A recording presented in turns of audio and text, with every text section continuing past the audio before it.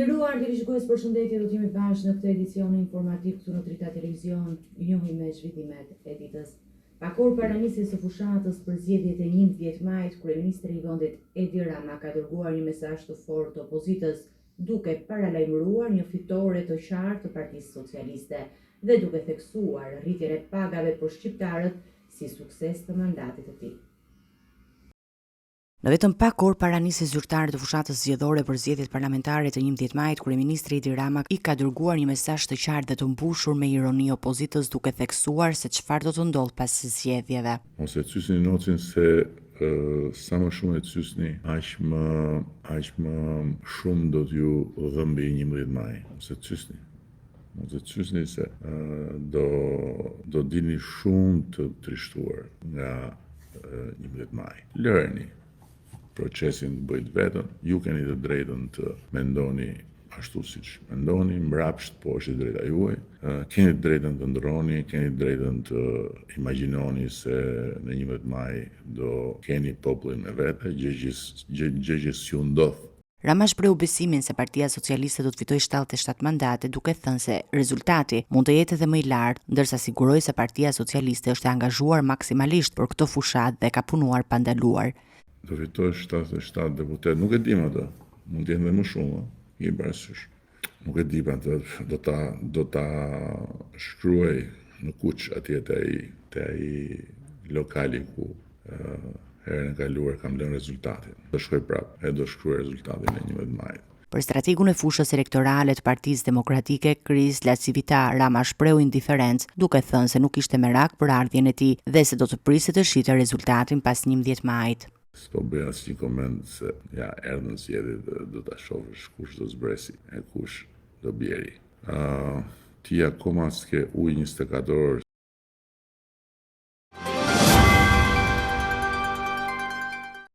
Demokratët po finalizojnë përgatitjet për fushatën zgjedhore me Sali Berishën që e krahasoi këtë ngjarje me një dasëm. Strategu amerikan Kris Lacivita është surpriza që ai ka përgatitur për mbështetësit, ndërkohë që Berisha mohoi lidhjet me Enver Hoxhën, duke theksuar se fitoria është e sigurt.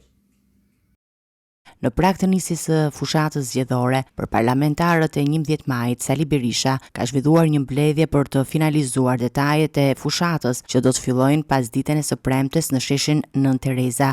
Duke e krahasuar këtë ngjarje me një dasëm, Berisha ka nënvizuar se ashtu si çdo dasëm është dhe kjo ngjarje ka krushkun e parë i cili për demokratët do të vijë nga Amerika. Nuk kanë lidhje. Tani themi të vërtetën.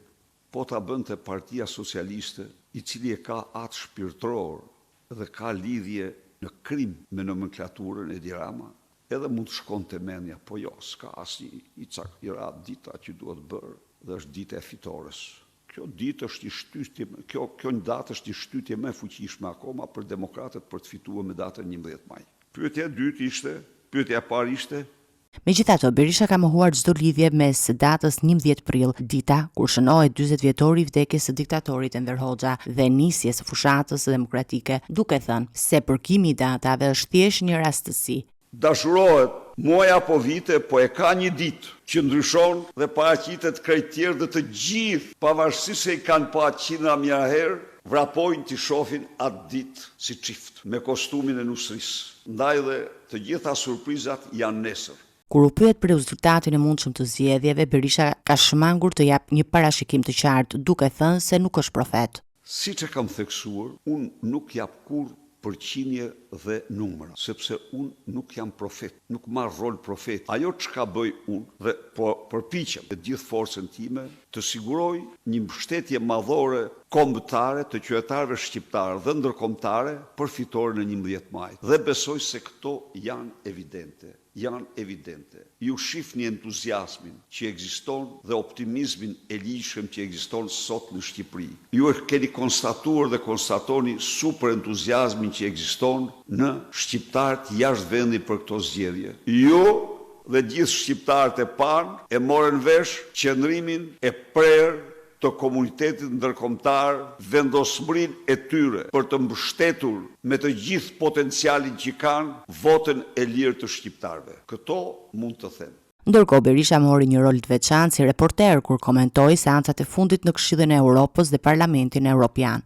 në seancë, dolen në shesh, në pa, doli e gjithë shëmtia e narkoshtetit shqiptar, që nuk respekton asnjë ligj, asnjë vendim, asnjë nen të kushtetutës vendit. Dje pasaporta europiane e Edi Rams u gris. Mashtrimi i tij me pasaportën europiane mori fund. Maskat ranë.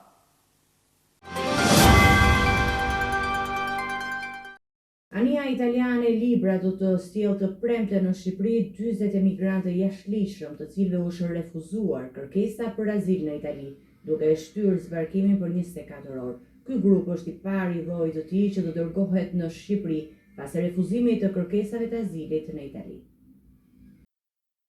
Kampi i Gjatrit në Shqipëri do të presë një grup prej 40 emigrantësh të refuzuar për azil, të cilët do të arrijnë të premte nëpërmjet anijes ushtarake italiane Libra. Zbarkimi, i cili ishte planifikuar për këtë të njëjtë, u shtyp për shkak të arsyeve që ende nuk janë bërë publike. Ky grup është i pari i llojit të tij që do të dërgohet në Shqipëri pas refuzimit të kërkesave të azilit në Itali. Përveç kësaj, më 28 mars qeveria italiane ndryshoi fokusin e Kampit të Gjatrit përmes një dekreti, duke përshtatur ato për strehimin e emigrantëve të refuzuar. Ky proces është pjesë një marrëveshje më të gjerë mes Italisë dhe Shqipërisë, ku Ania Libra i është dhuruar flotës shqiptare sipas një marrëveshje të nënshkruar në Durrës mes ministrave të mbrojtjes Vengu dhe Crosetto. Ndërkohë, debati mbi funksionimin e mëparshëm të kampit si qendër për akomodimin e azilkërkuesve nga deti ka nxitur një opinion nga avokati i përgjithshëm pranë gjykatës së drejtorisë të Bashkimit Evropian. Ai ka deklaruar se vendet e Bashkimit Evropian kanë të drejtë të përcaktojnë vende të sigurta jashtë kufive të Unionit për emigrantët, ndërsa vendimet e gjykatave kombëtare mund të kërkojnë detaje nga qeveritë për përcaktimin e këtyre vendeve. Përfundimi i këtij procesi pritet të merret nga Gjykata Evropiane e Drejtësisë në muajin maj. Një skemë e falsifikimit të dokumentave për legalizimin e 3 objekteve pa leje në Palaz është zbuluar nga Prokuroria e Vlorës. 11 zyrtarë të Agjencisë Shtetërore të Kadastrës dhe disa ndërtues akuzohen për shpërdorim detyre dhe falsifikim dokumentash, ndërsa ndaj objekteve është vendosur sekuestro preventiv. Prokuroria e Vlorës ka dërguar për gjykim 17 persona, përfshirë 11 zyrtarë të Agjencisë Shtetërore të Kadastrës, kryetarin e fshatit Palas dhe disa ndërtues, të cilët akuzohen për bashkëpunim në falsifikimin e dokumentave dhe legalizimin e 3 objekteve pa leje në fshatin Palas Himar. Hetimet kanë zbuluar se ndërtimet 2 kate të tjera në fshat ishin ndërtuar pa leje dhe ndërkohë që ishin ende në ndërtim, ishin aplikuar për legalizim në ASHK-n e Vlorës, duke përdorur dokumente të falsifikuara. Zyrtarët e ASHK-s të akuzuar për shpërdorim detyre dyshohet se nuk kanë kryer verifikimet e nevojshme të kushteve dhe kritereve për të mundësuar legalizimin e objekteve siç parashikon ligji. Kjo ka çuar në legalizimin e 3 objekteve që nuk përmbushnin kërkesat ligjore. Prokuroria ka vendosur sekuestro preventive mbi këto objekte për të garantuar procesin e hetimit dhe për të parandaluar përdorimin e pasurisë së krijuar në mënyrë të paligjshme. Akuzat përfshin falsifikim të dokumenteve, falsifikimin e vulave, stampave apo formularëve dhe shpërdorim detyre. Ky rast ka shkaktuar një shqetësim të madh në komunitetin lokal pasi legalizimi i objektiv pa leje pasur një ndikim të drejtë për drejtë në zhvillimin e zonës dhe ka cënuar besimin e qytetarëve tek institucionet shtetërore.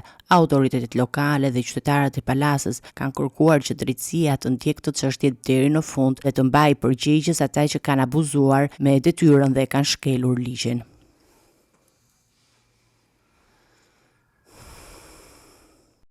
Byroja Kombëtare e Hetimit dhe policia realizuan kontrolle në Elbasan duke u fokusuar në tendera të dyshuar dhe dokumente të mundshme të paligjshme. Ato që janë sekuestruar do të analizohen më pas nga laboratori i Spakut.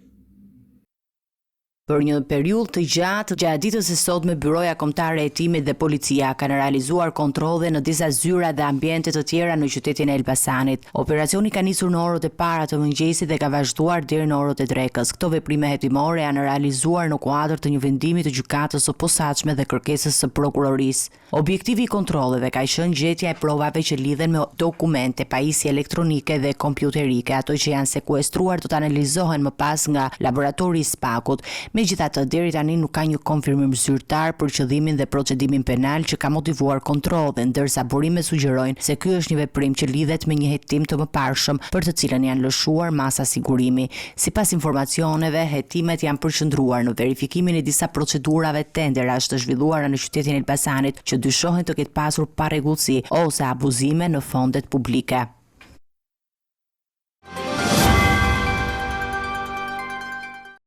Ali Cimili, 66 vjeç, është arrestuar në Fier pas një ngjarje të rëndë ku ai dhe i biri Afrim Cilimi qelluan me armë dhe më pas përplasën motorin me nën e bir Hysen dhe Suzana Mërnica.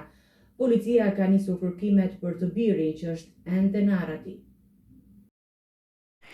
Ngjarja e ndodhur në segmentin Fier Seman u përshkallëzua mesditën e djeshme kur Ali Cimili dhe i biri Afrim Cilimi qelluan me armë në drejtim të Suzana dhe Hysen Mërnica pas një konflikti të mëparshëm që ka ndodhur 6 muaj më parë. Shkaku i sherrit mbetet i paqartë, por policia e ka klasifikuar si motiv banal grindjen mes dy djemve, 23 vjeçarit Afrim Cilimi dhe 26 vjeçarit Hysen Mërnica. Në momentin e ngjarjes, Suzana dhe Hysen Mërnica udhtonin me motor për të shkuar në shtëpinë e tyre në fshatin Sulaj.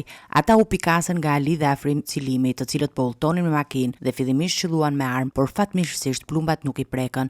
Pas kësaj, babi bir përplasën motorin duke shkaktuar rrëzimin e tij dhe plagosjen e Suzana dhe Hysen Mërnica.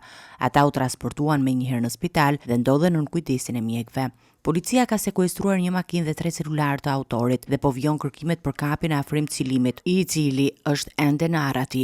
Pavarësisht situatës dramatike, konflikti që sodhi këtë ngjarje duhet të ketë pasur një tension të mëparshëm mes dy djemve. Ali Cimili dhe i biri akuzohen për vrasje me paramendim, mbetur në tentativë dhe prodhim dhe mbajtje pa leje e armëve shpërthyese dhe municionit luftarak. Në një akt të papërshkrueshëm, dhuna e 22 vjeçaria shqiptare Ilaria Sula u vra nga ish dashuri i saj në Rom, ndërsa familja e saj kërkon drejtësi për fshehjen e krimit nga familja e autorit.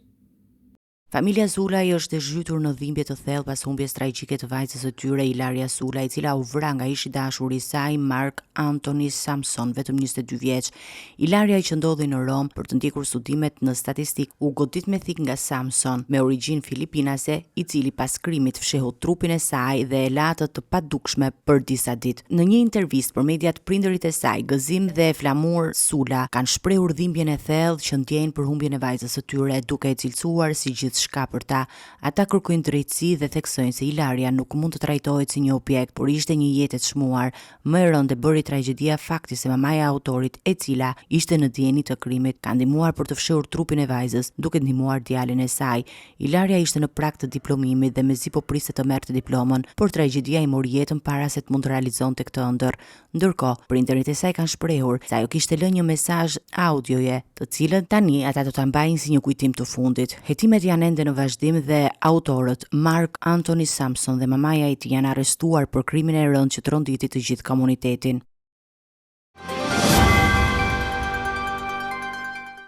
Policia e Vlorës ka arrestuar një shtetas 34 vjeçar pas zbulimit të një arme zjarri, pistolet dhe 10 fishekëve të kalibrit të ndryshëm në shtëpinë e tij. Ai është akuzuar për mbajtje dhe prodhim të armëve dhe municioneve pa leje. Një 34 vjeçar nga fshahati Trajgjas në Vlorë është arrestuar nga policia pasi gjatë një kontrolli në banesën e tij, shërbimet e policisë zbuluan dhe sekuestruan një armë zjarri, pistolet me krahër dhe fishek, si dhe 10 fishek për armë zjarri Kalashnikov.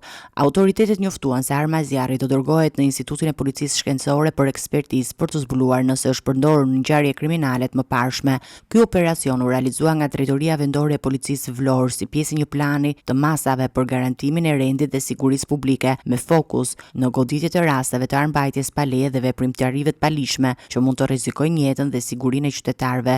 Shtetasi 34 vjeçar u akuzua për veprën penale, mbajtje pa leje, prodhimit të armëve shpërthyese dhe i municionit. Ky aksion është një ndër disa të tjerë që kanë si objektiv forcimin e sigurisë dhe parandalimin e krimit që lidhet me armët.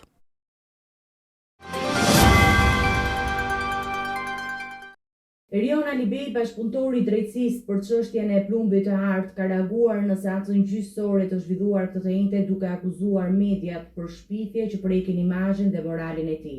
Ai kërkoi që gazetarët ishin të pranishëm në seancë për të përballur me akuzat që bëhen ndaj tij. Seanca gjyqësore u shtyp për të martën për shkak të mungesës së mbrojtësve ligjor. Në një reagim të ashpër gjatë seancës së radhës për çështjen e njohur si plumbi art, Eriona Libej, një nga bashkëpunëtorët e drejtësisë, bëri apel gjykatës që të marrë masa ndaj shpifjeve të mediave që sipas tij kanë prekur jo vetëm reputacionin e tij, por edhe moralin e tij dhe të familjes së tij. Ai u shpreh shqetësuar për ndikimin që mund të kenë këto publikime në jetën e tij dhe kërkoi që nëse do të vazhdonin të shpifnin, gazetarët do të ishin pranishëm në seanca gjyqësore dhe të përballeshin me pasojat e fjalëve të tyre. Alibej theksoi se ky reagim nuk është një kërkesë për censur, por një mënyrë për të mbrojtur dinjitetin e tij dhe të familjes. Ai gjithashtu shprehu shqetësimin se ndihma e mediave në përhapjen e këtyre pretendimeve pa verifikim ka krijuar një perceptim të gabuar për të dhe ka ndikuar negativisht në jetën e tij. Gazetarët duhet të kthejnë gishtin nga vetja përpara se të flasin për të tjerët, u shpreh ai. Përveç kësaj, në seancën e kaluar, mediat kishin pasqyruar dëshmi të pandehurit Giuliano Hoxha, i cili kishte akuzuar Alibejn për porositjen e vrasjes së Elton Kikës, njohur si Oti Elbasani, duke pretenduar se ky akt u krye për shkak të dyshimeve të Alibej për një lidhje të mundshme me gruan e tij. Ky deklarim ka bërë që akuza të marrë një përmas tjetër për shkak të natyrës së rëndë të krimit të pretenduar. Seanca që duhet të zhvillohej këtë të njëjtë u shtyp për shkak të mungesës së mbrojtësve ligjor të pandehurve dhe tani është përcaktuar për të martën. Ndërkohë, gjykata e posaçme ka vendosur pezullimin e afateve të paraburgimit për të gjithë pandehurit deri në seancën e ardhshme. Ky vendim ka ngritur shqetësime edhe për mundësinë e shtyrjes së procesit, ndërsa shumë nga palët e përfshira presin me padurim zhvillimet e ardhshme të këtij gjyqi të ndjeshëm. Do të ecim me të tjera informacione, kalojmë në zhvillimet nga rajoni. Kryeministri në detyrë Albin Kurti as sot nuk i është përgjigjur mediave sa i përket formimit të qeverisë apo zgjedhjeve të jashtëzakonshme të mundshme. Ai nuk është përgjigjur asdje pas refuzimit të ftesës për konsultim që i bëri kryetari i Lidhjes Demokratike të Kosovës gjatë ditës së martë. Kryeministri i Kosovës në detyrë Albin Kurti ka mbetur i heshtur për mediat lidhur me formimin e një qeverie të re dhe mundësinë e zhvillimit të zgjedhjeve të jashtëzakonshme. Kurti ka shmangur gjithashtu komentin mbi refuzimin e ftesës që është dërguar kryetarit të Lidhjes Demokratike të Kosovës, Lumir Abdigjiku, për bisedime konsultive. Në një vizitë në Koshare, kryeministri Kurti u pyet nga gazetarët për këtë çështje, por nuk dha asnjë përgjigje. Pavarësisht se kishte ftuar Abdigjikun në 3 takime të ndryshme, kreu i LDK-s theksoi se gjuha e përdorur nga lëvizja vetëvendosjes ndaj LDK-s ka bërë të pamundur bashkëpunimin në formimin e qeverisë së re. Nga ana tjetër, Kurti ka regjistruar emrin e tij si deputet në Kuvendin e Kosovës ditën e njëjtë si pjesë e procesit formal që i paraprin seancës konstituive të Kuvendit, e cila është parashikuar për në 15 prill 2025. Deputetët e lëvizjes vetëvendosje janë regjistruar këtë javë, ndërsa ditën e premte është parashikuar regjistrimi i deputetëve nga Partia Demokratike e Kosovës dhe Lidhja Demokratike e Kosovës. Procesi do të përfundojë të hënën me deputetët e koalicionit AK-Nisma dhe ata të Pakicave.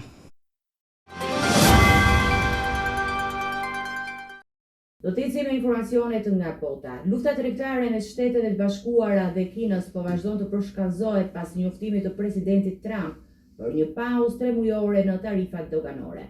Megjithatë, Kina ka vazhduar të mbajë qëndrim të fortë dhe ka imponuar tarifa hakmarrëse, ndërkohë që disa shtete të tjera kanë bërë përparim drejt një marrëveshje me Shtetet e Bashkuara të Amerikës. Presidenti Donald Trump ka njoftuar një pauzë 3 mujore për tarifat reciproke që përfshinin disa nga vendet më të mëdha të botës, përfshirë Kinën. Ky vendim u mor pas një periudhe të gjatë kërcënimesh tarifore dhe është parë si një hap për t'i dhënë mundësi negociatave të vazhdojnë. Pavarësisht kësaj, Kina ka mbajtur qëndrim të vendosur, duke vazhduar me tarifat hakmarrëse, të cilat arritën një shifër prej 84% për të gjitha importet amerikane. Në një lëvizje të shpejtë, tarifat amerikane ndaj Kinës janë rritur nga 54% në 104% dhe tani kanë arritur në 125%. Ky zhvillim ka patur ndikim të drejtpërdrejtë tek kompanitë bujqësore amerikane, të cilat e konsiderojnë Kinën si tregun më të madh të eksportit. Me gjithë tensionet dhe luftën tregtare, Trump ka lavdëruar presidentin kinez, Xi Jinping, për aftësitë e tij dhe shpreson që të arrihet një marrëveshje pozitive. Xi Jinping është një djalë i zgjuar dhe besoj se ne do të përfundojmë me një marrëveshje të shkëlqyer, tha Trump. Nga ana tjetër, lideri kinez Xi Jinping ka deklaruar se nuk ka asnjë mundësi që Kina të pranojë shantazh nga SBA dhe se vendi do të vazhdojë të luftojë për interesat e tij. Vendimi i Trump për të pezulluar tarifat për 90 ditë ka ndikuar pozitivisht në tregjet financiare, ku ato kanë parë një rikëmbje pas javëve të pasigurisë ekonomike. Sekretari i Thesarit Amerikan, Scott Bessent, e përshkroi këtë veprim si një hap për të sjellë shtetet në tryezën e negociatave. Edhe Bashkimi Evropian ka reaguar pozitivisht, me presidenten Ursula von der Leyen që mirëpriti vendimin e Trump për të shtyrë tarifat. Ajo theksoi se BE-ja është e përkushtuar për të arritur një marrëveshje tarifore 0-0 me SBA-n, duke e cilësuar këtë hap si një mundësi për stabilizimin e ekonomisë globale. Ndërkohë, Goldman Sachs ka rishikuar parashikimet për recesionin në SBA, duke zvogëluar mundësinë e njëtkurje të ekonomisë amerikane nga 65% në 45%. JP Morgan ka theksuar se do të shqyrtojë sërish parashikimet e saj për recesionin, duke vlerësuar ende rrezikun që kjo mund të ndodhë në të ardhmen. Tërheqja e përkohshme e tarifave të larta nga presidenti Donald Trump ka sjellë një rritje të dukshme të aksioneve në bursat botërore. Edhe pse vendimi i tij u përshëndet të gjërësisht, Kina ka reaguar duke akuzuar SBA-n për egoizëm dhe duke theksuar tarifa hakmarrëse ndaj mallrave amerikanë. Vendimi i presidentit amerikan, Donald Trump, për të pezulluar për 90 ditë tarifat e larta për të gjitha produktet e importit ka rikthyer një atmosferë optimizmi në tregjet globale. Të njëjtën, aksionet në bursat europiane kanë regjistruar rritje të ndjeshme, me bursën e Frankfurtit që e çoi vlerën e aksioneve në një rritje prej 7.5%, ndërsa Milani e pasoi me 7%. Tregu i Tajvanit ka shënuar një rritje të jashtëzakonshme prej 9.3%, ndërsa bursa e Tokios në Japoni u rrit me 9.1%. Sipas ekspertëve, kjo rritje e tillë e vlerës së aksioneve nuk ishte parë që pas pandemisë. Kjo lëvizje pozitive pasoi një mirëpritje të gjerë të vendimit të Trump nga liderët ndërkombëtar. Presidentja e Komisionit Evropian, Ursula von der Leyen, e quajti një hap të rëndësishëm për të mundësuar bisedime më të thelluara për zgjidhjen e mosmarrëveshjeve tregtare. Ajo gjithashtu u shpreh e gatshme për të negociuar me SBA-n, sipas kërkesës së presidentit Trump. Kryetari i Kristian-Demokratëve Gjerman, Friedrich Merz, vlerësoi se pezullimi i tarifave u mundësua përmes një qëndrimi të bashkuar të vendeve të BE-s. Po ashtu, kryeministri polak Donald Tusk tha se 90 ditët e ardhshme duhet shfrytëzuar për të arritur një marrëveshje dhe për të mbajtur marrëdhëniet e mira me Shtetet e Bashkuara. Megjithatë, Pekini reagoi negativisht ndaj vendimit të Trump, duke akuzuar atë për veprime egoiste.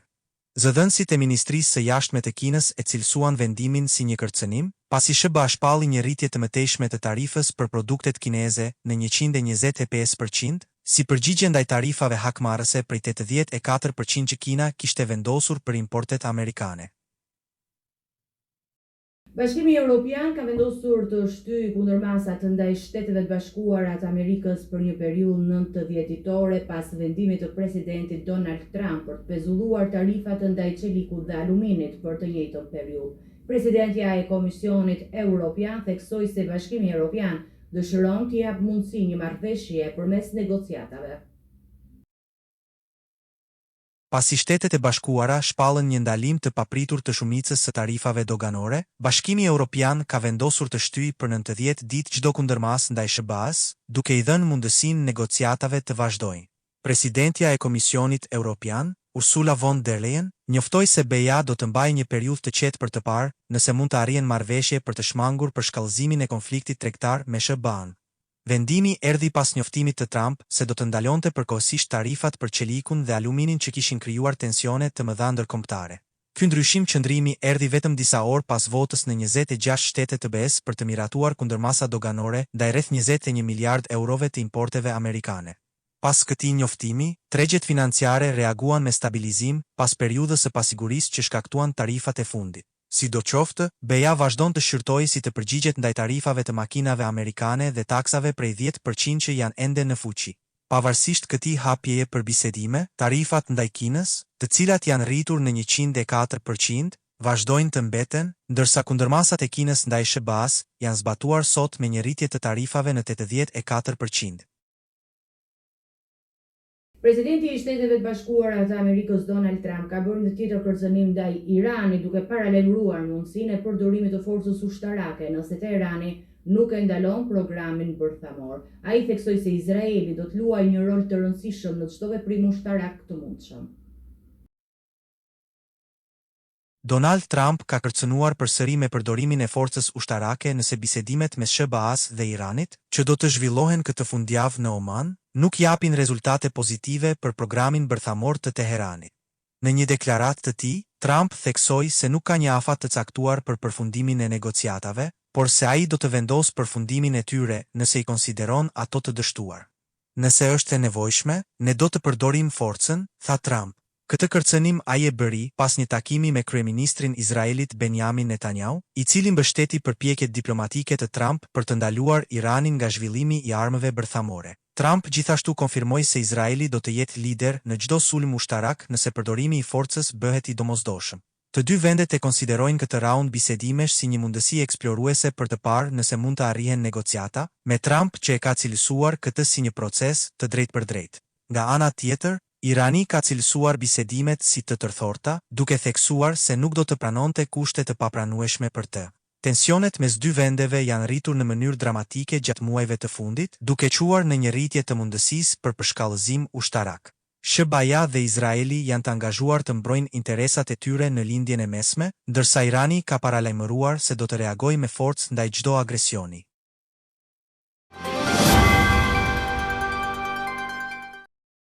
Do të njihemi me parashikimin e motit. Territori shqiptar për datën 11 prill do të vijojë të ndikohet nga kushte atmosferike, disime të qëndrueshme krahasuar me ditën paraardhëse. Moti do të jetë me kthjellime dhe vranësira kalimtare në pjesën më të madhe të territorit, ndërsa në zonat verilindore dhe lindore pritet të ketë rreshje të izoluara shiu gjatë pasdites. Temperatura minimale pritet të zbresë deri në 3 gradë Celsius, ndërsa ajo maksimale do të arrijë deri në 21 gradë Celsius, veçanërisht në zonat fushore dhe bregdetare. Era do të fryejë nga drejtimi verilindor, veri perëndimor me shpejtësi 6 deri në 11 metër për sekond, ndërsa përgjatëvijes bregdetare her pas here mund të arrijë deri në 13 metër për sekond. Deti do të jetë i qetë, me dallgëzim të lehtë 2 deri në 3 ball. Temperaturat minimale dhe maksimale, si dhe kushtet e motit për disa nga qytetet kryesore të Shqipërisë, do të jenë si më poshtë. Shkodër, 8 deri në 18 gradë Celsius. Kukës, 5 deri në 15 gradë. Peshkopi, 4 deri në 13 gradë Celsius. Tiranë, 7 deri në 20 gradë Celsius. Durrës, 9 deri në 21 gradë. Kavaj, 8 deri në 20 gradë Celsius. Elbasan, 6 deri në 19 gradë. Berat, 6 deri në 21 gradë. Korçë, 3 deri në 12 gradë Celsius. Vjor, 10 deri në 21 gradë. Gjirokastër, 6 deri në 18 gradë. Sarand, 9 deri në 20 gradë Celsius. Territori i Kosovës për datën 11 prill do të karakterizohet nga moti kthjellët në mëngjes dhe me vranësira kalimtare në pasdite, sidomos në zonat malore dhe kodrinore ku mund të ketë rreshje lokale shiu. Temperaturat do të vijojnë rritjen e lehtë. Temperatura minimale pritet të zbresë deri në 1 gradë Celsius, ndërsa ajo maksimale do të arrijë deri në 17 gradë Celsius në disa zona të ulëta. Era do të jetë e lehtë, me drejtim verilindor, veri perëndimor dhe shpejtësi 5 deri në 10 metër për sekond. Në disa lugina do të ketë rritje të përkohshme të intensitetit të erës deri në 13 metër për sekond. Temperaturat minimale dhe maksimale, si dhe kushtet e motit për disa nga qytetet kryesore të Kosovës do të jenë si më poshtë. Mitrovit, 2 deri në 15 gradë Celsius. Podujev, 2 deri në 14 gradë. Skënderaj, 2 deri në 13 gradë Celsius. Pe, 3 deri në 15 gradë. Prishtinë, 3 deri në 17 gradë Celsius. Gjakov, 4 deri në 16 gradë Celsius. Malishhev, 3 deri në 14 gradë.